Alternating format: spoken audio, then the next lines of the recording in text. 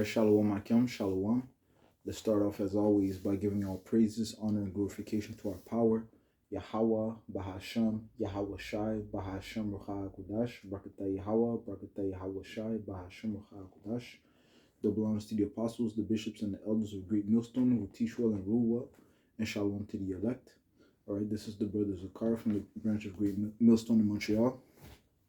And this lesson is going to touch on a topic that we briefly touched on at camp today, which is was going along the lines of the treacherous ways of Esau, and so we spoke about how during the Wild West or the American frontiers, you had a lot of Jakes that joined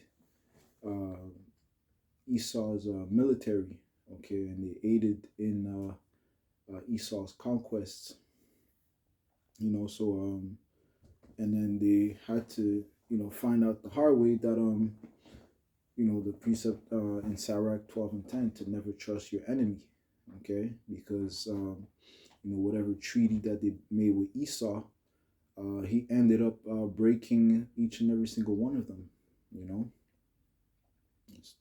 So, we're going to bring out information off of this book here called The American Blacks. Oh, excuse me. Black Indians. I said American Blacks. It's Black Indians. Okay, by William Lauren Kent. Okay. Black Indians, A Hidden Heritage. All right. And this mainly focuses on the blacks. Well, this particular part, okay, of that we're going to bring out focuses on the so-called Black Seminoles, which we know are the Reubenites, okay, which is one of the warrior tribes of the nation of Israel, okay. So the Reubenites are the so-called Seminole Indians. All right, so before we get started, I'd like to start off in the book of Psalms 55.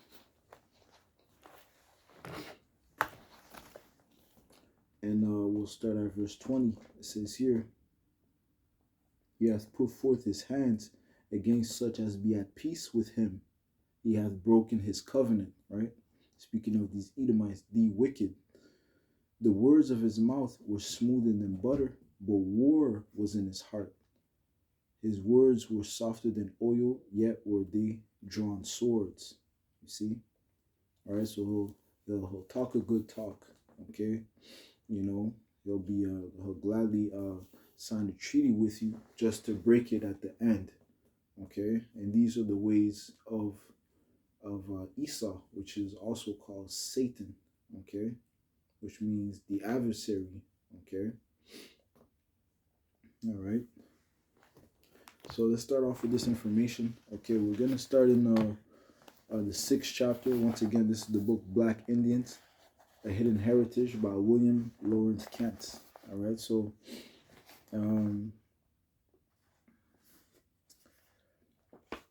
it says here. So we're gonna jump, from different parts. Okay, we're gonna bring out the crucial information. Okay, the pertinent information. It says the U.S. Army had sent Captain Frank Perry to Mexico to negotiate an agreement with the Black Nation. Okay, which was the so-called Black Seminole, which is the Reubenites, in return for its young men serving as scouts for the army. Families would be provided food, necessities, and eventually good farming land. Okay, so this was the agreement. Okay, because a lot of the Seminoles had actually left the states and went to Mexico. Okay, of course because of the numerous fights. Okay, there was a lot of fights. Okay, a lot of revolutions during the American frontier, which is also called the Wild West and the Old West. Okay. It says here. Matter of fact, we can read about. Let's read a bit of information about the American frontier. Okay. It says here, okay, because I googled it. It says the American frontier was the area of land in North America that was being settled by European colonists from the 17th century to the early 20th century. It was also known as the Old West or the Wild West. Characteristics: the frontier was the boundary between settled areas and the unknown West. It was a period of large scale migration and settlement. It was characterized by a westward movement of European settlers. It was a time of new opportunities for land, gold, and other resources, right? So that's Esau, stealing land, conquering and land of the natives that were there, okay, which were Israelites, okay, the so-called mainly so-called Latinos and so-called Native American, okay.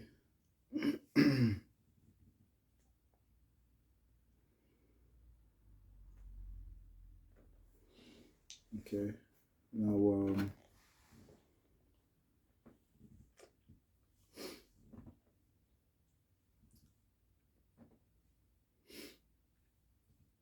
it says the American frontier, also known as the Old West and popularly known as the Wild West, encompasses the geography, history, folklore, and culture associated with the forward wave of American expansion in mainland North America that began with European colonial settlements in the early 17th century and ended with the admission of the last few contiguous Western territories as states in 1912. Okay. This era of massive migration and settlement was particularly encouraged by President Thomas Jefferson following the Louisiana Purchase, giving rise to the expansionist attitude known as Manifest Destiny and historians' frontier thesis. Okay.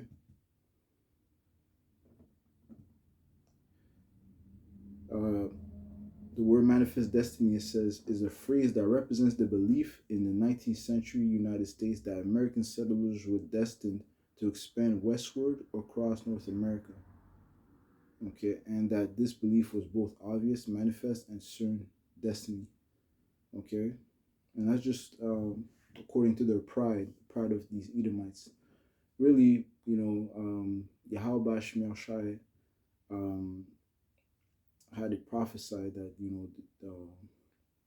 these Edomites would take over, this land. Really, it says that Esau would have the fatness of the earth, and of the dew of heaven. So he had to come in a power, take over the West, and really put Jake that was already here into captivity, and as well as the rest of the Israelites that would come by way of ships, it also in captivity in North America.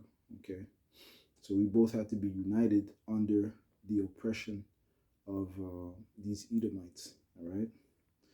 Um, Now, this American frontier, Wild West, was a heavy period of bloodshed.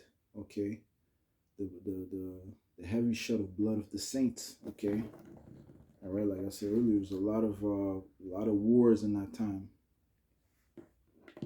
Okay, because the tribes were constantly fighting. Okay, for their land. All right, like I said, some of our own people joined Esau. Okay, helped Esau.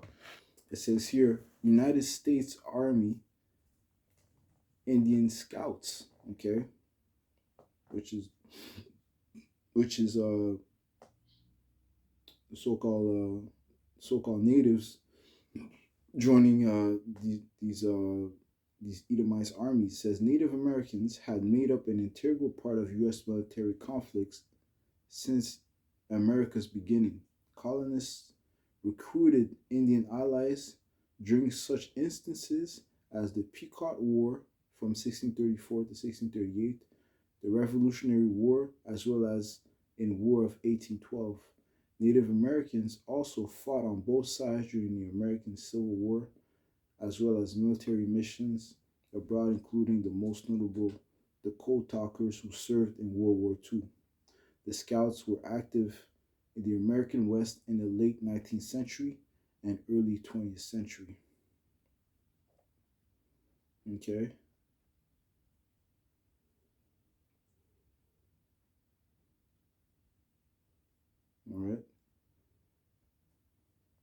So now let's go back to the book. Okay. And once again, right now, these passages we're mainly going to focus on the Reubenites. Okay. All right. So it says um, for both Seminoles and the U.S. Army, this could not have been an easy decision. But so it says black people, okay, were voluntarily returning to a country that enslaved their ancestors, and then sent armies to crush those who fled their chains. Okay. On the army side, it was hiring men as scouts whom it could not defeat in a century of warfare. You see? So it was for the benefit of these Edomites because, as far as the Reubenites, man, they were known as the toughest um, opponents to these Edomites, man. Okay? All right? When they were going war at each other. All right? It says, what crucial changes had taken place in 1870 that would make allies of two sworn adversaries? First, the Civil War had ended slavery in the United States, and black people now were forever free. Three amendments to the Constitution promised equality to ex-slaves, and black men were voting and being elected to office in Texas and nine other southern states. A new day was dawning. The U.S. Army faced hazardous problems in Texas, and these black Seminole fighters were a powerful answer. You see, all right. So Esau needed the Reubenites, okay, so-called black Seminole Indians. Okay, that's why they try to recruit them. Okay, it says 4,612 U.S. soldiers and officers had to protect 267,339 square miles of mayhem and guard a restless Rio Grande border. Comanches, Kiowas, Apaches, and various U.S. and Mexican bandit gangs could outride and outfox the army almost every time. Okay. Worse still, after each surprise, the army failed miserably at locating or inflicting much damage on their highly mobile foes. Okay. Okay, so it says somewhere out there in front of the frontier, U.S. Army force stood groups of Cajun native desert fighters the soldiers in blue could not detect, track, or defeat. The Seminole Negro Indian Scouts, as they came to be called in U.S. official records, were hired to even the battle odds. Okay, so they ended up being part of they were ended up being Indian Scouts. Okay, being called the Seminole Negro Indian Scouts. Okay, it says here the Seminole Negro Indian Scouts. The black Seminole people arrived on the U.S. side of the Rio Grande like typical immigrants, hoping for their share of iron pots, warm blankets, and good rifles. Like most immigrants to the United States, they pined for a piece of land they could call their own. Perhaps they assumed that since the U.S. government was prepared to treat them fairly, so would its citizens. They tried to wash the past from their minds and be prepared to enjoy the American dream.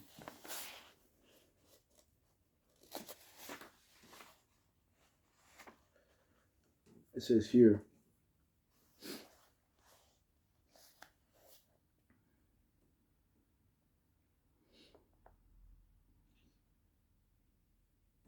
in dress, manners, and skills, Seminole men were like plains Indians. As desert fighters and trackers, they were probably the finest soldiers the U.S. Army ever sent into the field. Okay, it says that the so-called Seminole Indians, which is the Reubenites, okay, um, As desert fighters and trackers, they were probably the finest soldiers the U.S. Army ever sent into the field, right? And we know that Reuben is one of the warrior tribes, like I mentioned earlier. Okay, you had Reuben, you have the half tribe of Manasseh, and you had Gad, okay, which is the so-called Native Americans, okay. Manasseh is the so-called Cubans, okay. It says, with their unique skills and record of triumphs over any who crossed their path, they must have approached their new assignment brimming with confidence.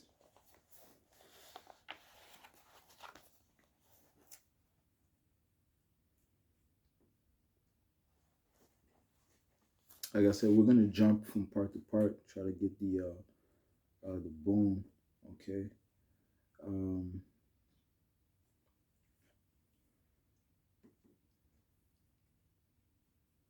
it says here, under Bullis' careful guidance, and Bullis was a lieutenant, okay. Yeah, looked like an Edomite, okay. It says, let me show a picture of this guy. All right, this guy Bullis. It says here, John L. Bullis says, under Bullis' careful guidance, the Seminole Negro Indian scouts drove their incomparable skills into the battle against crime in Texas. They could pick up a trail 3 weeks old, track foes who believed they had eluded all pursuers, and then surprise a target when least expected. You see? And so great hunters, man. Okay, trackers. Okay, they were skilled in war. It says on the trail they lived by uncovering hidden springs and eating the rattlesnakes they caught.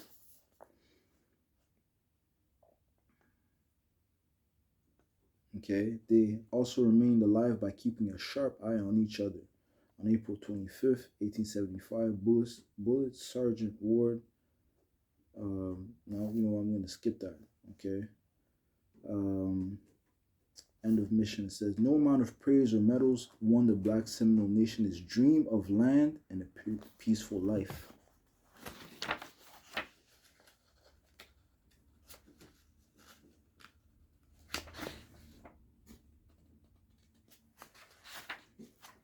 Okay. Repeatedly, Chief John Horse led delegations to military authorities and handed in petitions signed by his people.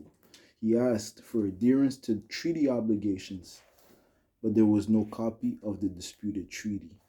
See? All right. Where's that copy? Okay. Well, like we read, okay, Esau has broken his covenant. Okay. It says here, after 3 years, Seminoles were still squatting on U.S. military reservations at Fort Duncan and Fort Clark close to the Rio Grande. The War Department said it had no land to offer them, and the Department of the Interior claimed they were not entitled to lands granted Indians. You see? So after many, won battles, after, themselves, the so-called Native Americans, respecting their end of the bargain, what the War Department said, they had no land to offer them. Okay, they just came to America, came back to America for no reason. Part of the agreement, like we said, was, we read it earlier. It says in return for its young men's service as scouts for the army, families will be provided food, necessities, and eventually good farming land. Okay? All right?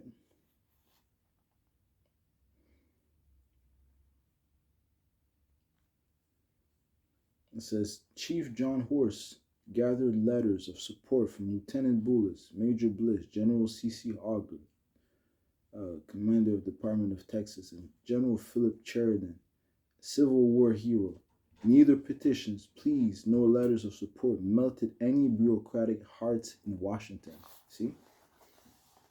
To make matters worse, the Army High Command issued orders to cut Seminole rations Food and necessities for about 50 scouts were spread among 300 men, women, and children. Soon the proud nation was reduced to foraging for food, stealing stray cattle, and taking servant jobs in white homes. Some scouts left for Mexico with their families, and their places were taken by eager African Americans, Mexican Seminoles, and other red and black Indians. Okay. As a fighting unit, the Seminole Negro Indian Scouts rolled up an impressive record guarding the Texas frontier against intruders. By a miracle, they suffered no casualties. Okay, Scout Bill Daniels believed that when you are fighting for the right, God will spread his hand over you. But there was no one to protect the Seminoles from the white Texans they guarded. John Kingfisher made it his goal to drive off the black Seminoles and assassinate their monarch, John Horse. Um, okay, let's get back to the meat. Okay, so jumping to another paragraph, it says, by now Seminoles may have felt themselves at sea among weak friends and deadly enemies. Local whites wanted them removed from lands they farmed, and local outlaws wanted them dead. The army paid for their services as scouts, but drastically reduced their rations and refused to grant them land promised in the treaty. Their friends, from powerful generals down, signed their petitions, but no one in Washington cared. Seminole fighting, man could defeat any foe, but no one could protect innocent people from cowardly ambushes. Okay.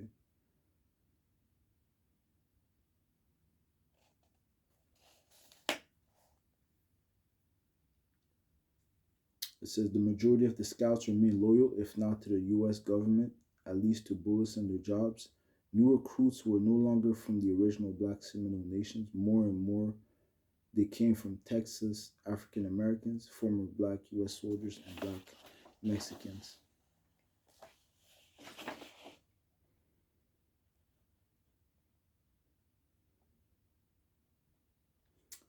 Pompey Factor, which was a Seminole Indian. See his picture right here. It says here, Pompey faction as a young private helped save the life of Lieutenant Bolus, the man we read shortly about earlier. The lieutenant, it says, and received the Medal of Honor, but years later he could not even get an army pension. In his late 70s and still carrying the empty case that once held his medal, he asked a Texas lawyer to plead his case before the army brass. It was it was no use. The army responded that it had no record of his service. Okay, you see, all right. So you see, so all for all the work, okay, that the so-called black Seminole um, Indians did for the U.S. Army, they barely got compensated, man. Okay, their treaties wasn't honored. Okay, they didn't receive any good farming land. Okay, neither even a land where they could rest. You know, because Washington didn't care, man. Okay, this was just they just used them. Okay, for their purpose. Okay, and when it was done, it was over with. Okay, no compensation. Okay, no real compensation. Okay, okay, let's go to the book of Sirach. All right, and this is what is to be expected when you deal with the devil. Okay, these Edomites. Okay, those so-called white people. Okay, treachery. You know, lies, deception. Sirach chapter 12 and verse 10, it says, never trust thine enemy, for like as iron rusteth, so is his wickedness. Okay? Right? So his wickedness is just going to increase, man. Okay? Though he humble himself and go crouching, yet take good heed and beware of him, and thou shalt be unto him as if thou hast wiped a looking glass, and thou shalt know that his rust has not been altogether wiped away. You see? So he may pretend like, okay, yeah, he may have changed, or he's a nice guy, whatever, because they came back from Mexico, try to, I guess, try to, put the things in the past, let bygones be bygones, okay? And Esau made all sorts of promises, and then, guess what? His rust has not been altogether wiped away. He's that same devil, man. Okay. Set him not by thee, lest when he hath overthrown thee, he stand up in thy place. Neither let him sit at thy right hand, lest he seek to take thy seat, and thou at the last remember my words and be pricked therewith. Who will pity a charmer that has been with a serpent? Okay. Or any such as come nigh wild beasts. All right. Who's going to pity you? All right. Well, especially if you know. All right. But Esau, he constantly lets you know. Okay. You're supposed to keep track of, study the track records of these Edomites, man. Just know, okay, these Edomites, they're here to betray you, okay, to watch you fall, okay. They're seeking for your downfall, as it says in the book of Psalms 62. They only consult to cast him down from his excellency. They delight in lies, but um, they curse inwardly. Okay, let's get that real quick, and we'll get back to Sirach 12. Okay.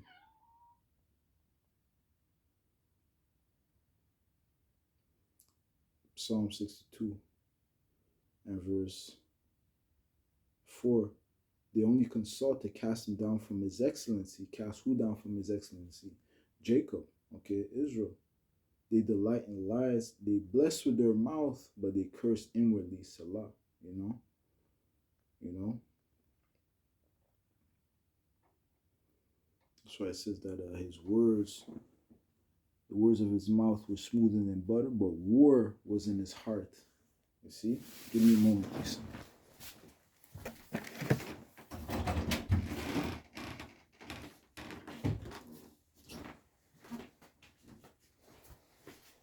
All right. So back to Sirach 12. All right. So we are to watch this devil, man. Okay. And know that he only seeks he only seeks your downfall. He's not looking for your good. Okay. He doesn't care about your family, you know. He doesn't care about your heritage. Okay. Now he only seeks to take from you. Okay. All right, but it says here, who will pity a charmer that is, Sirach 12 and 13, who will pity a charmer that has been with the serpent, or any such as come nigh wild beasts? So one that goeth to a sinner and is defiled with him in his sins, who will pity? Okay.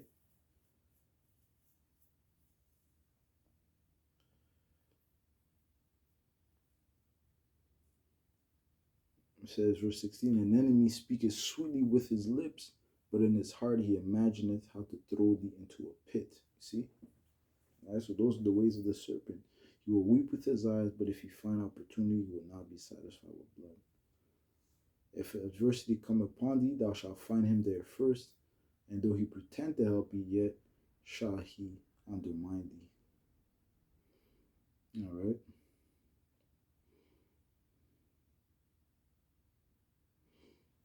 Sirach 13 and 4, if thou be for his profit, he will use thee. All right, so that's what they did. They needed the Reubenites, the so-called Native American Seminole Indians, the so-called Seminole Indians, and also the Native Americans, because right now we're just focusing on the so-called Black Seminole Indians. that became scouts. But you know, there was other tribes that of Native Americans, so-called Native Americans, that also became scouts. Okay, you know, to help him. Okay, if that be for his profit, you know, during those different wars that was going on, man. Okay, it says, if that will be for his profit, he will use thee. Okay, but if thou have nothing, he will forsake thee. If thou have anything, he will live with thee. Yea, he will make thee bear and will not be sorry for it. Okay, so we're not to have them nearby. Okay, they're not supposed to be close to us, man. Yahweh Shemel Shai said he he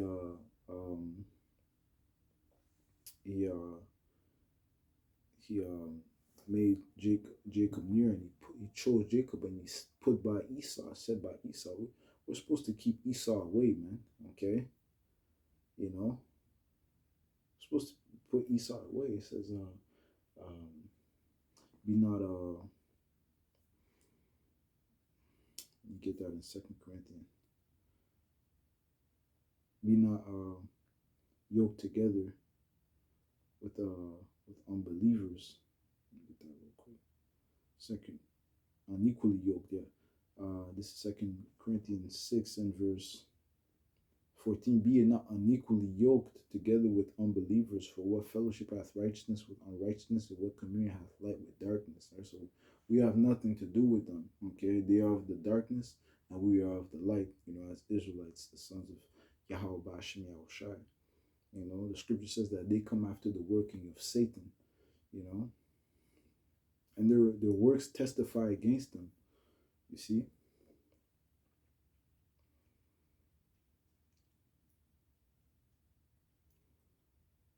That's why it says, verse 17, wherefore come out from among them and be ye separate, said the Lord, and touch not the unclean thing, and I will receive you. Okay.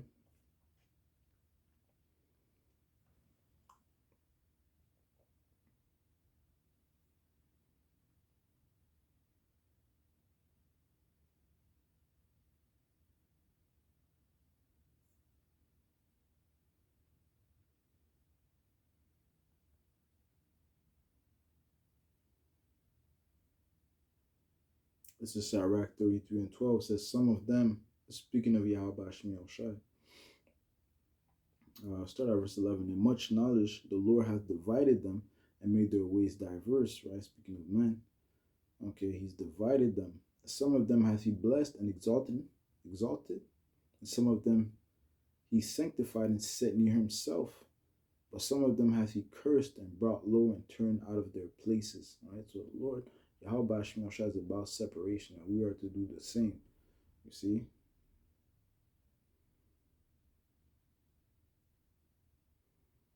Okay. Verse 14, good is set against evil, and life against death. So is the godly against the sinner, and the sinner against the godly. Okay. And the godly is really the Israelites. We're starting with the elect, and the sinner, right, really starts with these Edomites, man. Okay. But Esau is that man of sin. You see? So yeah, man. So, you know, this was a lesson to be learned, which about, you know, you're fighting for your enemy, and that's for your detriment. Okay, you think that he's going to give you compensation, he's going to help you. It's not going to happen. Okay, he is the devil, man. Okay, the slanderer. All right, now I had this I wanted to play this part in the movie Geronimo, okay, where it shows at the end one of the so-called native Indian scouts that was fighting for Esau, you know, throughout, you know, the different wars. And I'm still faced with an undeniable. This particular time, I believe it was they were fighting the Apache. Okay, you know, the different tribes, but he ended up being put in prison with the Apaches, man, that he was fighting against. Okay, so I'm gonna play this. Hopefully, they don't cancel my video. This is going to be fair use. Okay. So I'm gonna play it real quick. And I am still faced with an undeniable truth. A way of life that endured 1,000 years was gone. This desert.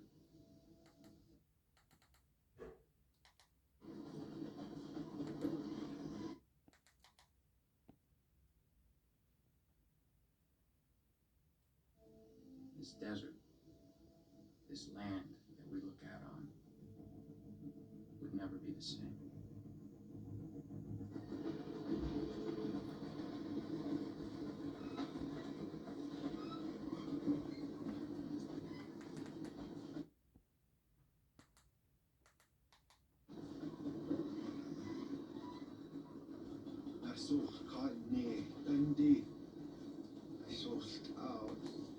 Yeah, so this is the particular um, Indian scout, and he's telling Geronimo, "You were right to fight the White Eye." Here it is. This is at the end of the movie. Throughout the whole movie, he's fighting for Esau, and now he found himself in jail with the Edomites, man. He found himself in jail with the other so-called Indians, man. Okay, Esau put him in jail.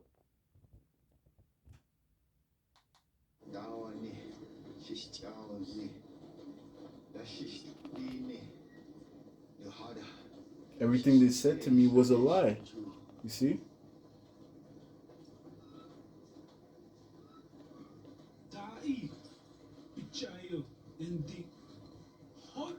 Like, yeah, this is an Apache warrior.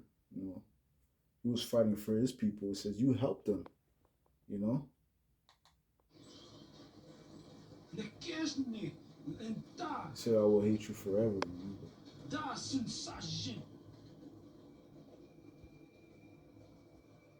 You just gotta swallow it, man.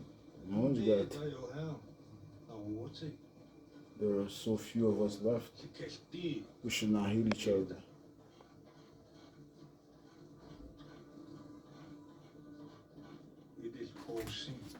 Right. So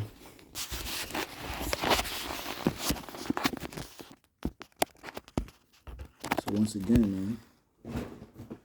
Okay. They all found themselves in the same boat, you know. All right. Those that were fighting against Esau, and those that were fighting with Esau, you know.